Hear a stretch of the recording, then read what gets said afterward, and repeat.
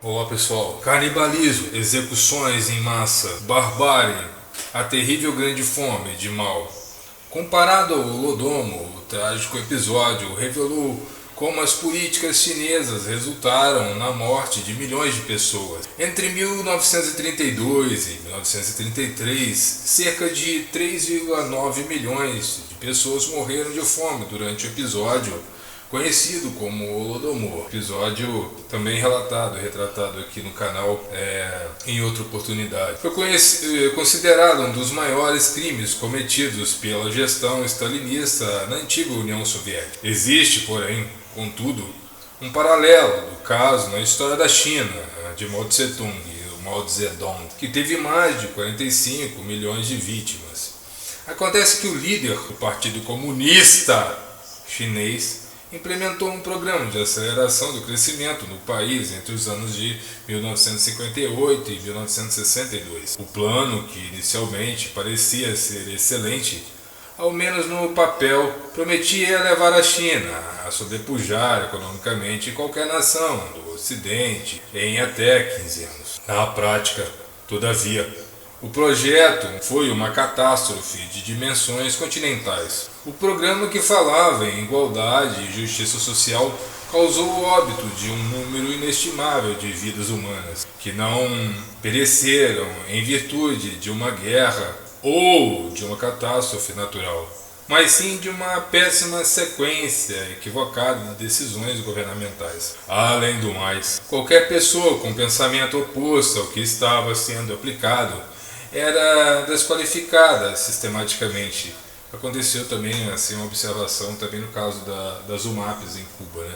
Mas aí esse é papel para outra análise. Em casos mais extremos, alguns opositores eram presos ou exilados em campos de trabalho forçado, assim como no Gulag na União Soviética, né?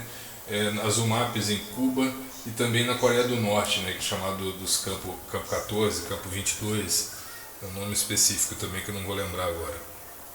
Continuando. O capítulo considerado como o mais sombrio da história da República Popular da China é descrito por Frank Dikötter. Desculpa aí, caso... Professor catedrático na Universidade de Hong Kong. O livro A Grande Fome de Mao, a história da catástrofe mais devastadora da China, publicado no Brasil pela editora Record. É assim como o que eles querem fazer agora, né? Punir o Japão por ajudar aí Taiwan, né? Que é o que restou da China, da China não comunista, né? Depois da derrota do governo tradicional da China para os comunistas, né? Aí a China agora está ameaçando o Japão, dizendo que vai invadir o Japão caso ele ajude a Taiwan.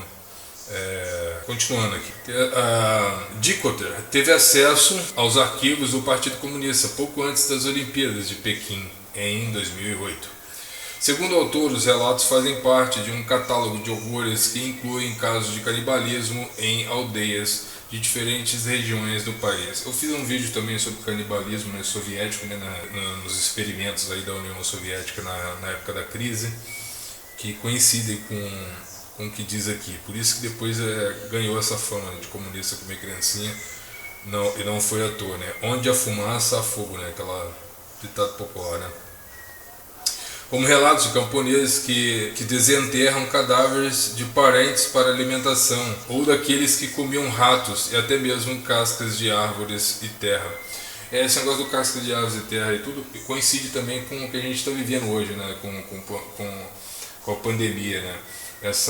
Tanto é que a crise foi tão grande que o governo teve que liberar o consumo de animais silvestres. Aí, uma das versões aí da pandemia, né, fora a versão de ter sido criado em laboratório o vírus, é a versão que teria vindo de um animal silvestre aí, que faz parte dessa cultura bizarra que a China tem, né, de comer, causada principalmente pela essa grande fome aí, da falta de administração. O governo achou que conseguiria, eliminando a propriedade privada e os grandes proprietários de terra, eles acharam que conseguiriam dar conta de manter a população da China. O caso agravou e teve essas consequências drásticas aí. Ao mesmo tempo em que essas barbáries aconteciam no país, o governo vendia, por meio da propaganda oficial, uma imagem de um povo feliz e uma economia próspera. A fome, entre aspas, a fome tomou dimensões muito além do que se pensava anteriormente, diz o autor. Os especialistas estimavam a catástrofe demográfica entre 15 e 30 milhões de mortes. Com as estatísticas compiladas pelo próprio Gabinete de Segurança Pública na época, descobre-se uma calamidade muito maior, pelo menos 45 milhões de mortes prematuras entre 1958 e 1962. Mas não é simplesmente a extensão do número de mortos que conta, mas também como essas pessoas morreram, entre aspas. Continua entre aspas. Não é que as pessoas morressem de fome porque não havia comida disponível. A comida era, na verdade, usada como uma arma para forçar as pessoas a cumprir as tarefas atribuídas pelo partido. Esse é o igualitarismo que eu disse em outros vídeos, igualitarismo na miséria. E as pessoas que é o tipo de utilitarismo macabro, e as pessoas que eram consideradas como de direita ou conservadoras, as pessoas que dormiam no serviço, que estavam muito doentes e enfraquecidas para serem obrigadas a trabalhar, se viram sem acesso à cantina e morriam mais rapidamente de fome. Pessoas fracas, os elementos considerados como inaptos pelo partido, foram, portanto, deliberadamente levados à fome. Fecha aspas, explica. Picotter relatou que o Estado do país usou da violência extrema para impor a criação de grandes comunas agrícolas. É como se fosse o... Aí tem um pouco da Utopia, de Thomas More, e tem um pouco do Leviatã também, de Thomas Hobbes, Quem leu sabe do que eu estou falando. Lá, homens e mulheres viviam separados e perdiam qualquer direito que tinham de criarem seus filhos. Essa origem da família e propriedade privada, nesses livros aí, que você separa pais dos filhos, e doutrina de acordo com as vontades do Estado, é bem por aí. Eles também eram proibidos de cozinhar dentro de suas casas. Os camponeses eram forçados a se privarem de comer e se viram obrigados a falsificar os números de tudo o que produziam, já que eles deviam ceder ao Estado todos os grãos que colhiam. Ceder ao Estado em troca de proteção. Você faz uma lavagem cerebral em que o Estado se coloca como maior protetor de qualquer ameaça e em troca disso você ganha segurança, mas perde conforto. O autor aponta que por acreditarem cegamente em Mao Zedong, Mao Tse-tung e no Partido Comunista Chinês, a população passou uma espécie de lavagem cerebral intensa e sistemática. Tudo foi coletivizado, diz, entre aspas, rapidamente o paraíso utópico de Thomas More e o Leviatã provou ser um enorme quartel militar. A coerção e a violência eram as únicas formas de garantir que as pessoas executassem as tarefas ordenadas pelos membros locais do partido. Então, fecha aspas, a turma da esquerda que fala contra os opressores, contra a tirania, por isso que essa mentalidade dessa gente é a mentalidade de criança, sabe? Que eles acreditam na propaganda e não na verdade. No mesmo período da fome, o poder maoísta torturou, matou e executou entre 2 a 3 milhões de pessoas que discordavam das diretrizes do sistema. Geralmente é tudo assim, quem discorda é morto, assim como o paredão em Cuba. Aqueles que roubavam um punhado de grãos, batatas para se alimentar também eram punidos.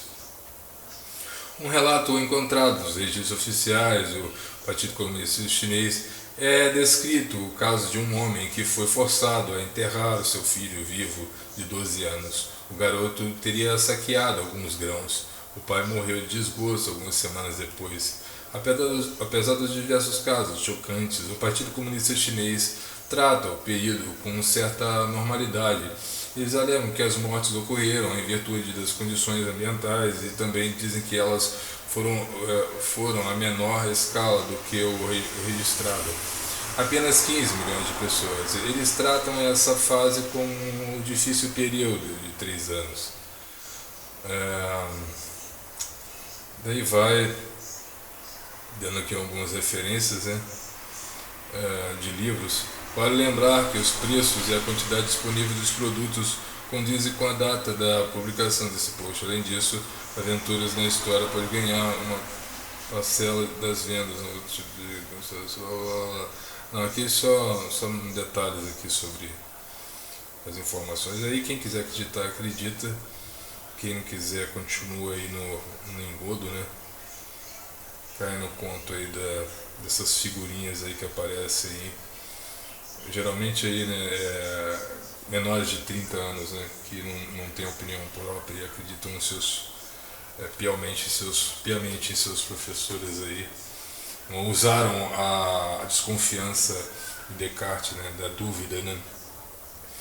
Mas é isso aí, espero que tenha esclarecido alguma coisa e o canal vai melhorar aos poucos, né, assim que for possível.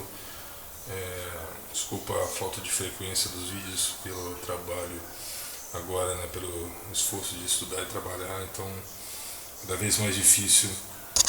Eu espero que agora que eu baixei o negócio aqui, tô falando distante. Forte abraço e até mais.